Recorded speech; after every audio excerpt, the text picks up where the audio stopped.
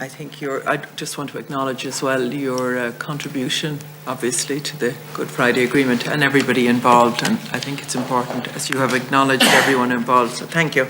It's a good opportunity for us here today to look at this. One thing that struck me, I suppose, earlier this morning when we were in Glencree, when we were talking to the Portuguese president, he was making the point that peace is always a process, and that this is still a process that we are working on now, albeit that we all want to work in a more focused way. And obviously the implementation deficit of the Good Friday Agreement and the subsequent agreements causes the problems that it does. I want to ask you, in terms of the Good Friday Agreement itself, and obviously the joint declaration set out the agreement to establish a Charter of Rights for the island of Ireland, and that hasn't been done. And could you speak to that and how that might be done, and how what role that you could see that the Irish government could play now in doing that? Secondly, I want to ask you, just in terms of further and higher education, and for the first time we have now in the HEA bill explicit provision there for North-South further and higher education cooperation, and we did a student mobility report recently as well, because how important further and higher education and student mobility and opportunities across the island is for embedding the peace process. And just, if we have time, in terms of the opportunity cost of Brexit, all of the things, how far advanced do you think we could be if it wasn't for all of the attention and the resources and everything else being taken away by Brexit, and trying to deal with that? Thank you. Yeah, thank you. And on the Charter of Rights, one of the things we all agreed with back 25 years ago was of the Bill of Rights, and there's conflicting arguments, as you know, about why we don't have a Bill of Rights. It wasn't contentious at all 25 years ago that we should have a Bill of Rights, and I was a big supporter of that. Now, whether that worked into a Charter of Rights, but the whole idea was that if we had a Bill of Rights, that it would take account, and it's a pity it wasn't done, because it would have taken account of all of the European law, and it would have been helpful now, because, as you know, since Brexit, the British government are trying to change some of these things, where if we had a Bill of Rights, I think it would have said, well, we haven't agreed Bill of Rights, and wouldn't have been able to do that. So I think that's but I still think, I think still a Bill of Rights is a good idea, because it's far clearer, and rather than having to check this legislation, that legislation, the other EU laws. So I'm not sure if you're happy that if a Charter of Rights, a Bill of Rights would be literally the same thing, but I mean, I would say it's not too much different. So the Irish government's position at the time was totally in favour of a Bill of Rights. And Tony Blair's government was in favour of a Bill of Rights, but it got lost subsequently. Why do you think some people feel so threatened by other people having equal rights? I think there was always, maybe if you look at the background of this in the EU context, there was a Charter of Fundamental Rights. I can't remember what year but it was while I was in the European Council, so it was probably 2000 or somewhere like that. And this was a Charter of Fundamental Rights. The British government fought it tooth and nail. And it wasn't just the Court of Justice. This was nothing to do with Ireland. This was the idea of a Charter of Fundamental Rights was something they believed that they had their charter, and their charter was the way to go. And there was I don't know if we ever ended up with a European one, but if it was, I'd say it was probably watered down because of their huge opposition. But I recall those debates, and they were quite stringent in their opposition to what were fairly basic things that, you know, none of us would have much disagreement on. And Now, the Bill of Rights wasn't as extensive as the one I was talking about earlier, but so I think it's an ideological position, I'm afraid, that they have on these things. And they still say in the European Court of Justice, as you know, it's not again that they're in favour or against of Court of Justice. They just claim that their one is better. You know? I know we have difficulties with that, but it's on the higher education.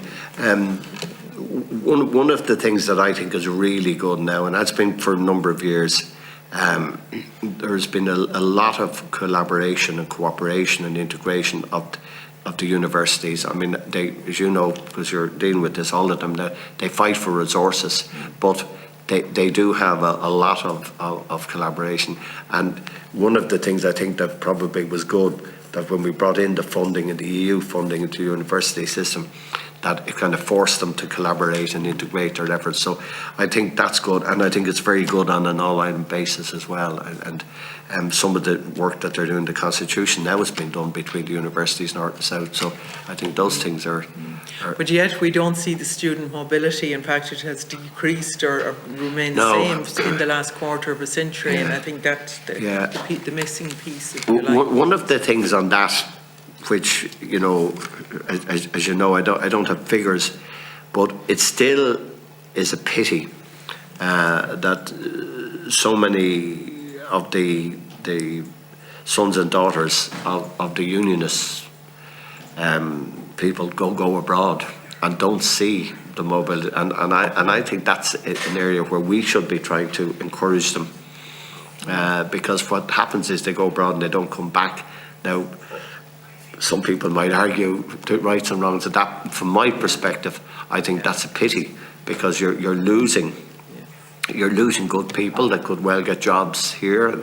You know, what we end up doing is bringing people in internationally, rather than people who were born and reared in the island of Ireland. Exactly. And there's not great cooperation on that end, and I think we should make it more welcoming, and I think that for that, because even up until the last figures I've seen, I think were 2018, before the pandemic, but the proportion of students from Northern Ireland, from the unionist tradition, that were going outside the island of Ireland for their education is quite high, and that I think is a loss. So there's an area where we should be almost making it, encouraging them to. We're trying. You know, Brexit. You know my view on Brexit. The British electorate made a terrible mistake, and they're paying for it every day, and so are the rest of us. You know, I don't want to jump on today's difficulties, but I mean it's. Somewhere along the line, they should see that at least, I know they're not going to change their mind, but they should at least see that cooperation with the European Union, closer cooperation, working together, stop arguing over things that they really agree with. I mean, I'm around long enough, Chairman, to recall that the single market in '87, I was Minister for Labour. I used to, in those days, and there was a Social Affairs Council. So I used to cover education, welfare, labour under one council in those days. So you were actually acting for the Minister of Social Welfare, the Minister for Education, and the Minister for Labour. And you know, there was the whole argument from the British government, from the Tory British government, was that we needed better integration. We needed the single market. You know, all of the things that they seem to fundamentally think are crazy, but you know, they were sold a pup, and unfortunately they bought a pup, and you know, somewhere along the way, I do think, hope I live to see it, but I do think their way out of it is to closely associate, if not rejoin, the customs union. I don't expect to see them change on the single market or other issues, but they never put the customs union to the British people, and they hadn't got a clue. Well, better not say that. It was never debated. It was never debated. So there was no analysis of it. And the first we heard of them withdrawn from the customs union was January 2017, not 2016. And I think that's what's caused the problems, and particularly the problem for Northern Ireland. Yeah. Bertie, it's great to see you, and I also want to acknowledge, your role in the peace process and the commitment that you had to it. And we were lucky, Albert Reynolds and the work he did before you, and the work that Tony Blair did. We just had an alignment of the right conditions to make the Good Friday Agreement work. And unfortunately, I think what George Mitchell said at the time, that's the hard bit over, or that's the easy bit over, the hard bit starts now. 25 years on, we still don't have full implementation of the Good Friday Agreement, as you know.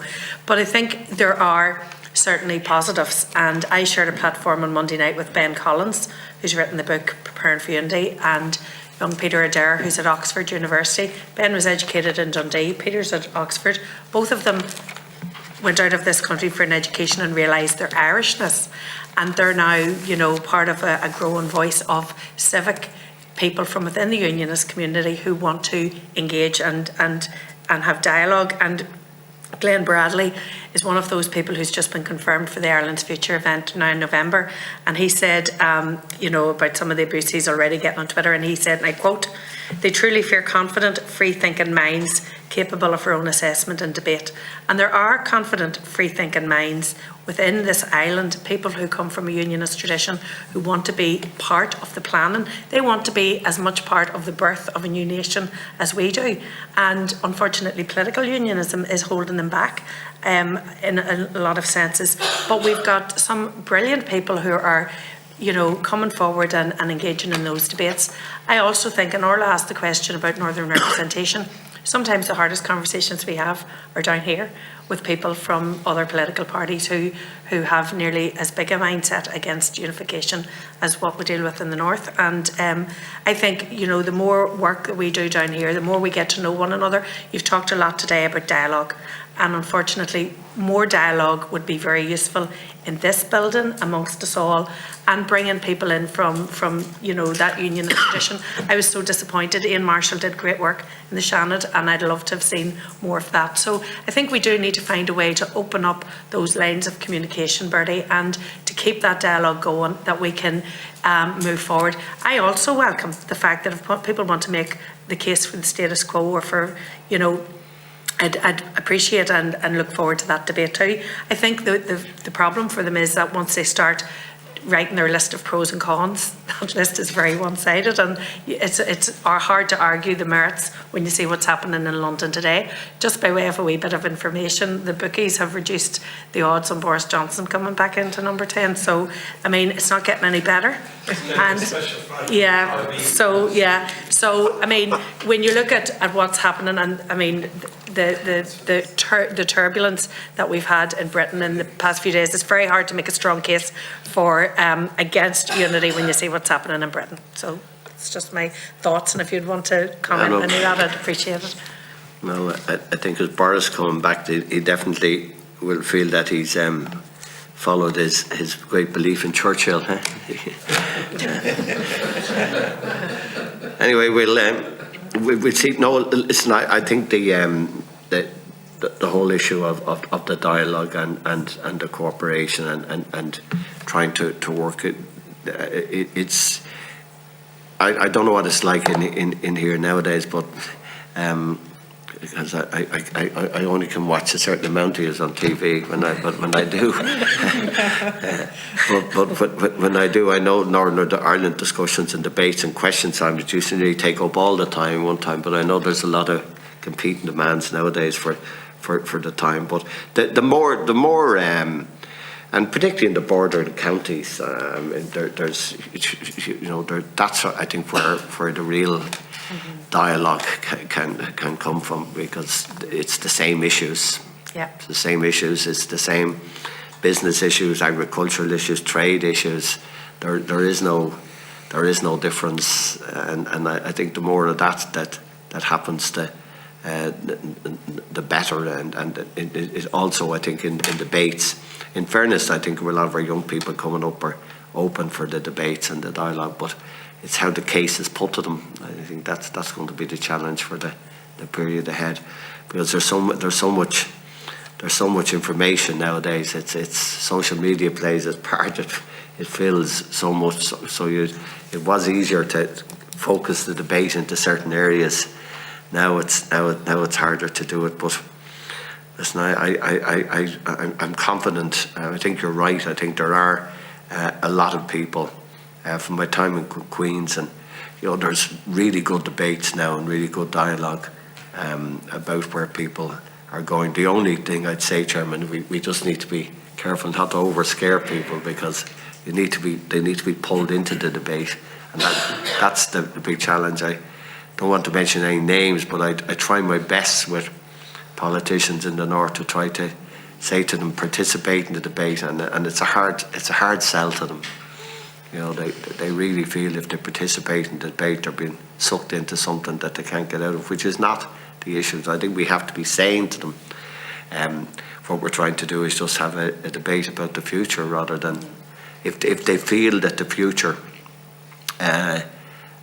is being just orchestrated one way, and I think that there has to be balance in the debates when you're doing that, because if you don't have balance in the debates, then they see it they see it all one way. I mean, I know that the debate that was in the conference centre a few weeks ago was people were trying to do that, but it's just very, very important. I think that these things are seen to be even-handed, and that people are all given their right of audience, and if people go along, they're treated with respect and dignity, and everyone gets a chance. Because if we get into the business of shouting people down, or it just looks all wrong. And I know how that fits into the mindset of unionists and loyalists. And so when we do have debates down here, I think we have to be careful how they're handled.